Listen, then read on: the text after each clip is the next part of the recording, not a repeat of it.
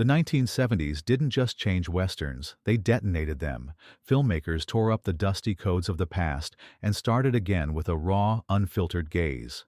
Out went the flawless gunslingers and noble sheriffs. In their place came anti-heroes, lost souls, and a West where the only guarantee was trouble. Why did America fall for stories that revealed the West's ugly underbelly? And which films had the nerve to turn legends inside out, exposing uncomfortable truths? Get ready for 23 revisionist westerns that shattered illusions and reshaped an entire genre. McCabe and Mrs. Miller. Step into a frontier town where dreams freeze faster than the river. Robert Altman's McCabe and Mrs. Miller isn't the West as you've heard it. This is a landscape of snow, mud, and fog, a place where hope gets lost before sunrise. Warren Beatty plays John McCabe, a small-time gambler with big ideas, rolling into Presbyterian Church with plans to build an empire. Julie Christie's Mrs. Miller, sharp and shrewd, sees through every facade. Together they try to build something better, a brothel that feels more like a fragile sanctuary, but progress has a price, and corporate greed rolls in with the chill, crushing anything in its way. Altman lets his camera linger in corners, catching secrets and longing in the shadows, while Leonard Cohen's mournful songs haunt every scene. This isn't a story of good versus evil, it's a meditation on failure, longing, and the cost of chasing impossible dreams. By the end, there are no clear victories, only the cold comfort of survival.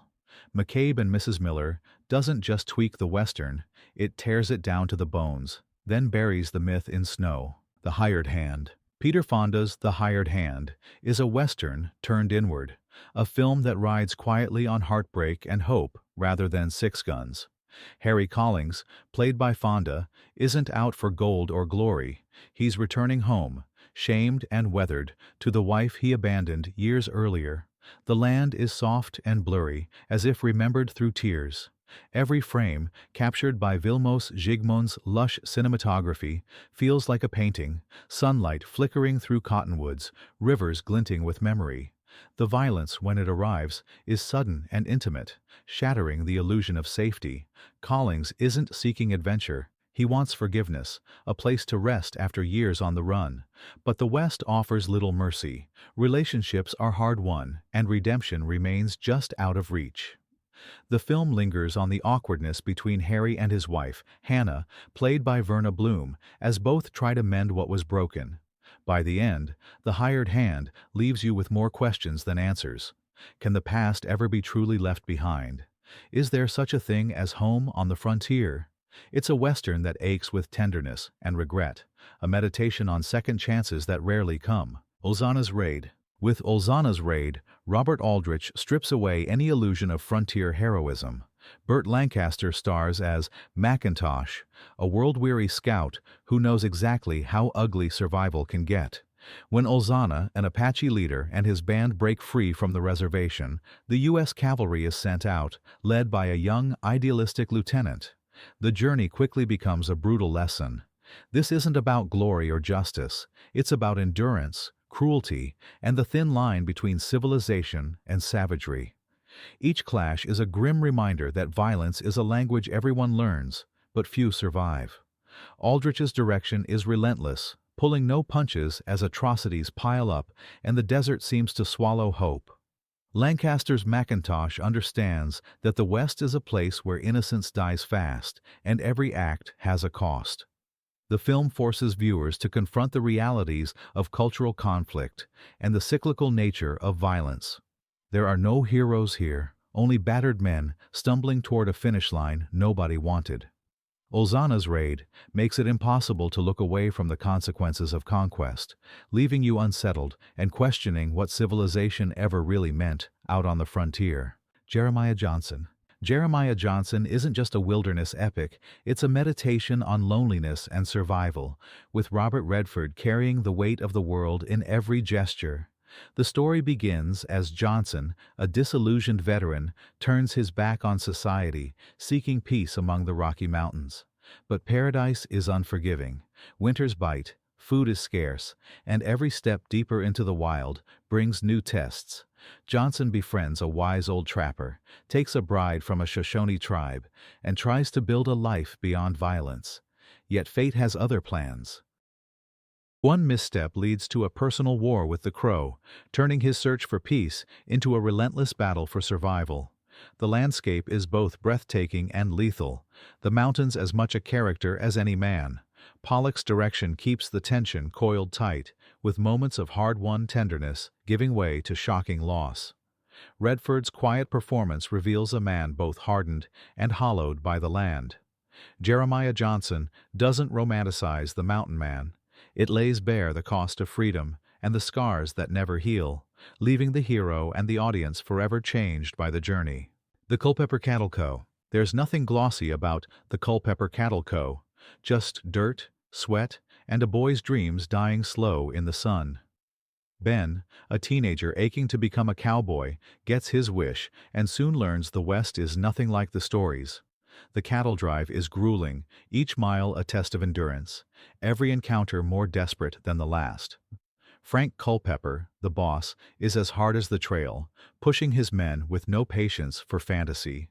The film's washed-out look, rough dialogue, and unvarnished violence strip away every ounce of romanticism.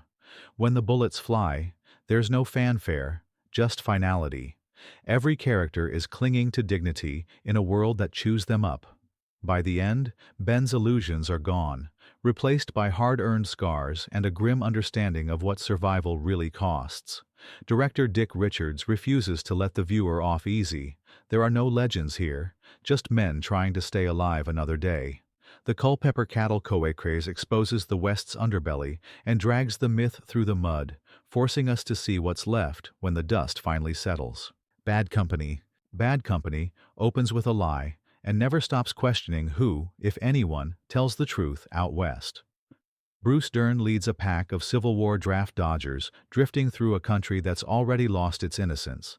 Into their orbit stumbles Drew, a naive Ohio boy who quickly learns that the only rule is survival. The landscape is bleak, scarred by war, stripped of illusions, and every character's morality is for sale. Director Robert Benton crafts a world where there are no role models, just hustlers, con men, and kids growing old too fast. Even the friendships are tinged with betrayal as the group's makeshift family slowly unravels. The violence comes not with fanfare, but as a punch to the gut, inevitable and never redemptive. In this version of the West, every opportunity is also a trap, and trust is a luxury nobody can afford. Benton's camera lingers on empty plains and empty stairs, capturing the loneliness that hounds every step. Bad Company refuses to let the viewer dream of honor or redemption. Instead, it serves up a slow-burn elegy for lost innocence, painting the frontier as a place where youth is a liability and hope is the first thing to die. By the final shot, you're left questioning if growing up was ever worth the price. Pat Garrett and Billy the Kid. Sam Peckinpah's Pat Garrett and Billy the Kid bleeds regret from the first frame to the last. The legendary lawman and the infamous outlaw are more than just adversaries. They're old friends facing the death of their world. James Coburn's Garrett is tired, torn between duty and the memory of what he once was. Chris Christopherson's Billy is wild and doomed, refusing to change as the West closes in around him. The story unfolds slowly, punctuated by sudden bursts of violence and mournful stretches of silence. Bob Dylan's soundtrack drifts like dust, haunting the spaces between betrayal and loyalty. Peckinpah isn't interested in clear heroes or villains. Everyone is just trying to survive as the old ways die out. The violence is ugly, never cathartic, and each death feels like another nail in the coffin of a vanishing era. The friendship at the heart of the film gives every showdown an aching sadness. In the end, Garrett's victory feels like defeat, the last echo of a world nobody can save. Pat Garrett and Billy the Kid rewrites the Western as a funeral dirge, a tale of friendship, betrayal, and the slow, inevitable loss of freedom. High Plains Drifter. Clint Eastwood's High Plains Drifter throws out the rulebook before you even realize it's missing. The stranger rides into Lago, a town crawling with secrets and guilt. The townspeople beg him for help against three vengeful outlaws, but the deal comes at a price they never expected. Eastwood, directing himself, turns the archetypal hero into something far darker, a figure who blurs the line between avenger and ghost.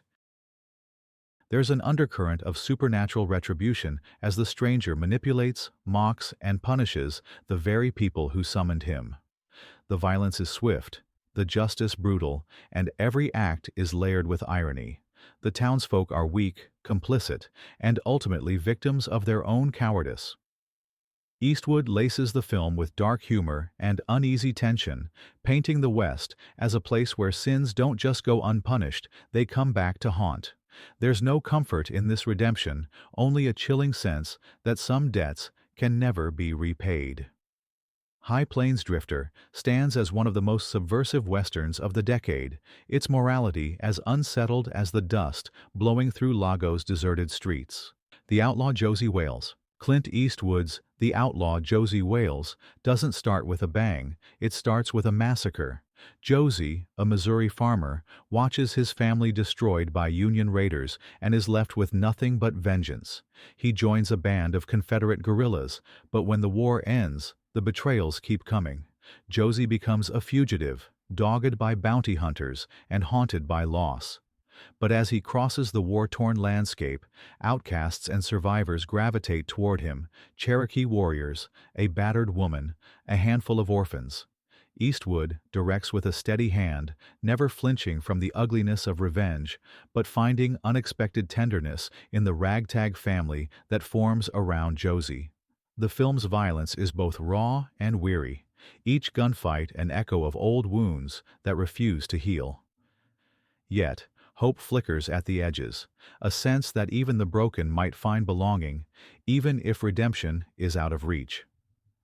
By the end, the outlaw Josie Wales has rewritten the Western as a story not just of revenge, but of hard-won grace. The frontier is no longer a land of legend, but a rough road toward forgiveness. The Great Northfield, Minnesota Raid. Philip Kaufman's The Great Northfield, Minnesota Raid takes the legendary Jesse James gang and tears off the romance. Cliff Robertson's Cole Younger and Robert Duvall's Jesse James are neither outlaws nor folk heroes. They're battered survivors, struggling to outwit both the law and the times. The film is rooted in mud, chaos, and a town that greets the gang's infamous bank robbery with more confusion than fear. Every plan unravels, every alliance strains under pressure. Kaufman isn't interested in celebrating outlaws. He exposes their desperation, pettiness, and absurdity. The camera lingers on details, the nerves before a shootout, the uncertainty in every decision. There's humor, but it's black and biting. Even the townspeople are far from innocent, ready to turn violent at the drop of a hat. The myth of the noble outlaw is shattered. This is history as a carnival of mistakes, betrayals, and missed chances. The Great Northfield, Minnesota Raid is a western for those tired of bedtime stories. It invites you to step behind the legend and witness the chaos, making the Old West feel real, raw, and stranger than fiction. The Missouri Breaks. The Missouri Breaks is a western that doesn't play by any of the rules. Marlon Brando arrives as Lee Clayton, an eccentric, philosophical regulator hired to stop a gang of horse thieves led by Jack Nicholson's Tom Logan. Brando drifts through the film with a snake-like unpredictability, 1 minute quoting poetry, the next plotting a murder, always just left of center. Director Arthur Penn fills the Montana landscape with a thick tension, where law and order are as fragile as the fences on the range. Nicholson's gang isn't a band of desperados. They're battered men trying to survive as ranchers squeeze them out. The violence, when it comes, is quick and almost senseless, punctuated by Brando's bizarre disguises and unpredictable moods. The film refuses to let anyone rest easy. There are no clear victories, only shifting power and mounting unease. What makes The Missouri Breaks unforgettable isn't just the star power or the brutality, it's the sense that the old codes are dying and nothing's coming to take their place. Every scene dares you to expect the unexpected, right up to its savage, bitter end.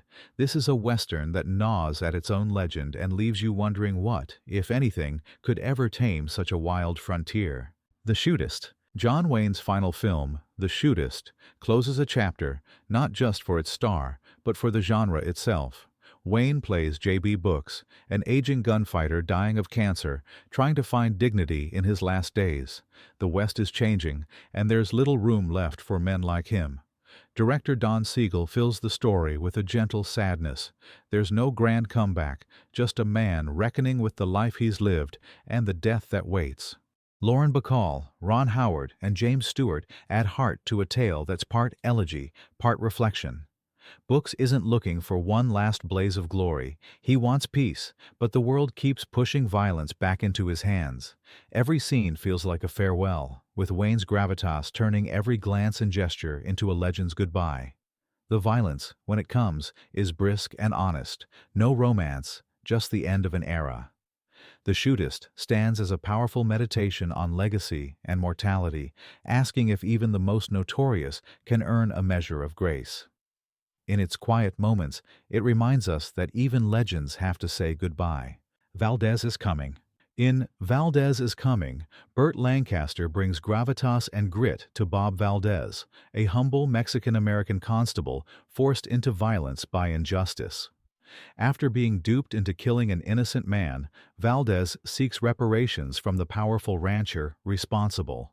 When his request is met with cruelty, Valdez unleashes a campaign of relentless pursuit and calculated vengeance, channeling all his pain into methodical justice. The West here is drawn in harsh contrasts: wealthy landowners above the law, the downtrodden left to fend for themselves. Lancaster's performance anchors the story, turning Valdez from victim to avenger, haunted but unyielding. Every confrontation is laced with moral reckoning. Valdez doesn't want to kill, but he's left with no other language the oppressors understand. The film moves at a steady pace, building tension as Valdez, battered but determined, flips the power dynamic on his tormentors. Valdez is Coming doesn't glorify violence. Instead, it asks what it takes for justice to be served in a world stacked against the innocent. By the end, the West feels less like a place of adventure and more like a stage for hard, necessary reckonings.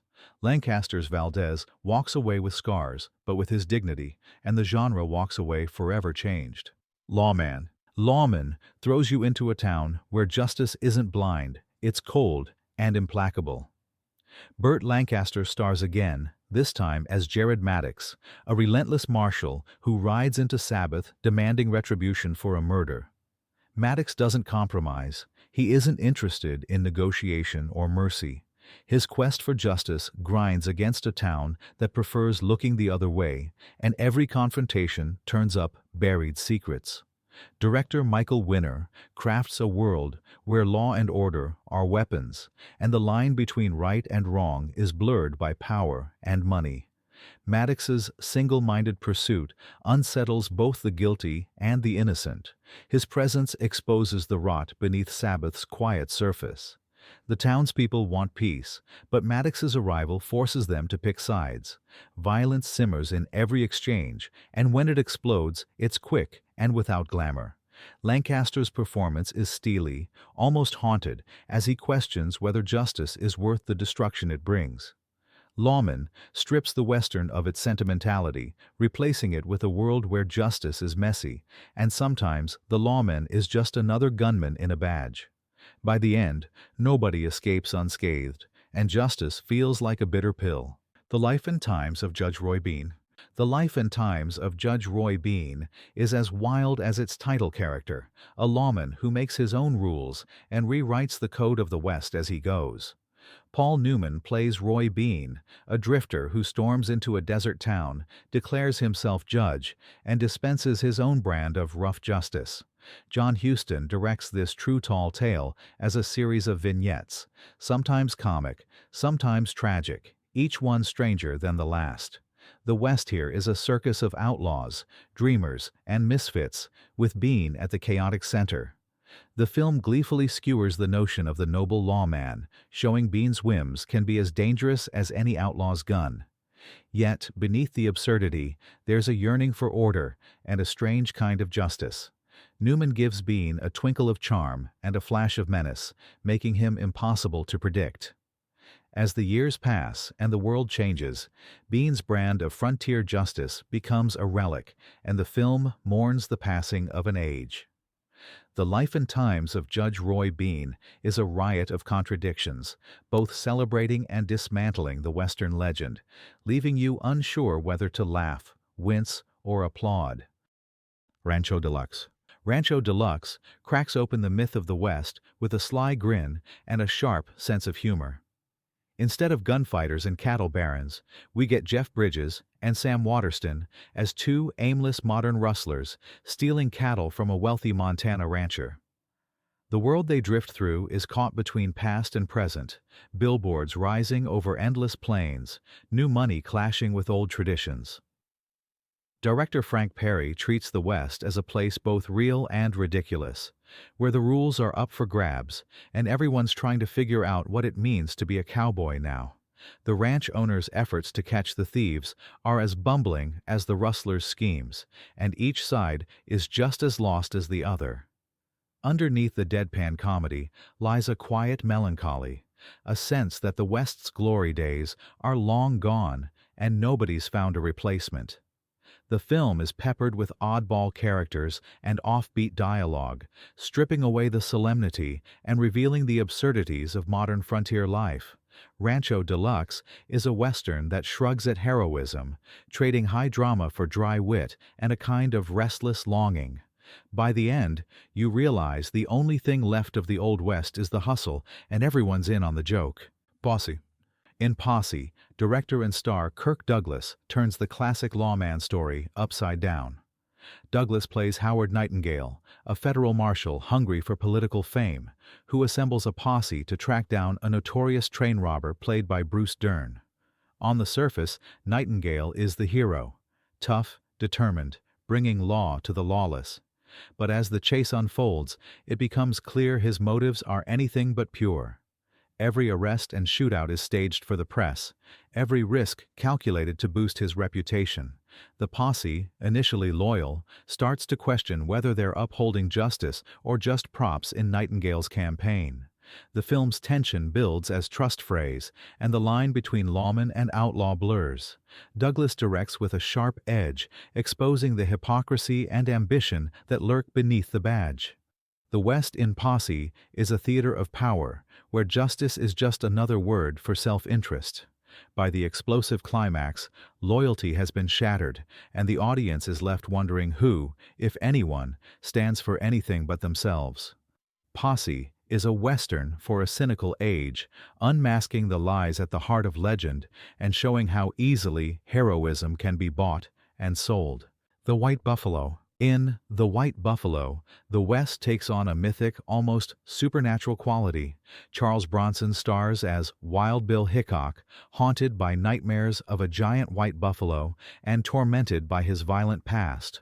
The film unfolds like a fever dream as Hickok teams up with a Cheyenne chief, Crazy Horse, played by Will Sampson, to hunt the beast that stalks both their imaginations.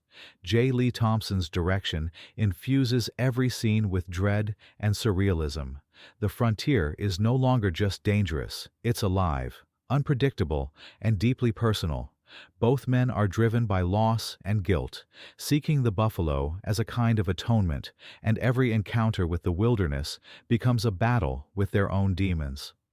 The special effects are pure 1970s oddity, but the atmosphere is thick with tension and melancholy. The White Buffalo stands apart for its willingness to blend legend with psychology, crafting a Western that's less about the land and more about what haunts men's hearts. The hunt is brutal and hallucinatory, and by the end, the lines between reality and nightmare are as blurred as the boundaries of the Old West itself. The Ballad of Cable Hogue. Sam Peckinpah's The Ballad of Cable Hogue feels like a gentle sigh in a genre built on gunshots. Jason Robards stars as Cable Hogue, a luckless prospector left for dead in the desert, who stumbles upon a spring and turns it into a thriving way station. But progress is a cruel partner. As stagecoaches give way to automobiles, Cable's oasis becomes a relic of a vanishing era. Peckinpah, known for violence, here lets the story breathe with humor, warmth, and bittersweet longing. Hogue is no gunslinger, but a stubborn dreamer trying to carve out a place in a world moving too fast to notice. The love story with Stella Stevens' Hildy is sweet and prickly, and even the villains seem more human than evil. The West is changing, and The Ballad of Cable Hogue mourns what's lost with a wink and a tear. The film is full of oddball moments and quiet revelations, as Peckinpah finds poetry in survival and dignity in defeat. By the end, Cable's little kingdom stands as a tribute to hope, stubbornness, and the ordinary soul's history usually forgets. The Legend of Nigger Charlie. Rarely has a Western challenged its own traditions as directly as The Legend of Nigger Charlie. Fred Williamson stars as Charlie, an enslaved man who breaks his own chains and sets out for freedom in a land built to keep him down. The film is unflinching about the brutal realities of racism and violence, never letting the audience hide behind nostalgia. Charlie's journey is both a classic Western odyssey, gunfights, chases, friendships forged in fire, and a radical rewriting of who gets to be the hero. The dialogue crackles with defiance, and every triumph feels earned through struggle. Martin Goldman's direction doesn't pull punches, giving Charlie and his companions agency, pride, and a sense of destiny. The film confronts uncomfortable truths and exposes the genre's blind spots, insisting that the West belonged to more than just white hats and badges. The Legend of Nigger Charlie is as much manifesto as entertainment, kicking down the saloon doors of the past and demanding a place at the table for the stories that were always there, just waiting to be told. Billy Two Hats. Billy Two Hats brings together American and British sensibilities for a Western that's as much about identity as it is about survival. Gregory Peck stars as Archdeans, a grizzled outlaw on the run, with Desi Arnaz Jr. as Billy, his young partner, half Scottish, half native, and caught between worlds. The pair are pursued across rugged country by a relentless sheriff, and every mile deepens the sense of loss and displacement. Director Ted Kotcheff gives the film a stark, almost melancholy pace, focusing on the unlikely bond between the old outlaw and the young man searching for a place to belong. There's a lingering sadness here. Violence is never far away, but it's always complicated, never celebrated. The landscape is harsh and unforgiving, but it's the loneliness that hurts most. Billy Two Hats isn't about glory or fame. It's about finding connection in a world where everyone is an outsider and where even friendship can't save you from the march of time. By the end, the West feels less like a land of opportunity and more like a place for those who have nowhere else to go. This is a Western that honors the forgotten and mourns the vanished, leaving its mark quietly but deeply. Doc. Frank Perry's Doc strips the polish off legendary gunfighters and reveals the dust and disappointment beneath. Stacy Keach's Doc Holliday is no silver-tongued gambler. He's a frail, tubercular dentist, clinging to what's left of his pride. Faye Dunaway brings life and grit to Kate Elder, while Harris Yulin's Wyatt Earp is more hustler than hero. The showdown at the OK Corral is here, but it isn't the myth. This is a gunfight between tired men playing roles they barely understand anymore. The saloons are filled with regret, and the streets echo with missed chances. Perry's direction is unhurried, letting every line and look land with weight. The characters scrape by, negotiating with their own legends, and finding little comfort in the stories told about them. Doc refuses to mythologize the famous or vilify the unknown. It lets them all stumble along, fallible and desperate. In the end, glory is nowhere to be found, and survival comes at the cost of every illusion. This is a Western that turns its gaze inward, asking what's left when the legend fades and only the flawed, human truth remains. The Great Scout and Cathouse Thursday. If the Old West had a last laugh, The Great Scout and Cathouse Thursday would be it. Lee Marvin leads as Sam Longwood, a washed-up gold prospector and conman who teams up with Oliver Reed and Strother Martin for one final outrageous score. They cross paths with Thursday, a spirited young woman with plans of her own, and together they ride through a world where everyone's hustling and nothing is sacred. Don Taylor's direction leans into the absurdity, gunfights turn silly, schemes unravel, and the chase for fortune gets tangled with slapstick and farce. Beneath the comedy, though, runs a thread of sadness. The heroes know their relics, out of step with the times. The film lampoons the romanticism of the frontier, swapping stoic gunmen for lovable losers and dreamers who refuse to quit. The Great Scout and Cathouse Thursday is irreverent, wild, and just a little bit wistful, a reminder that sometimes the only thing left to do in a changing world is laugh and ride on, even as the sun sets for good. There you have it, 23 revisionist westerns that didn't just break the mold, they ground it into dust. These films dared to show the West as it was, wild, brutal, and bursting with contradictions. Which of these legendary rides shattered your idea of the cowboy myth? Are there others you'd add to the list? Drop your thoughts in the comments. Hit subscribe for more hidden gems, and remember, the wildest stories are always the ones that tell the truth.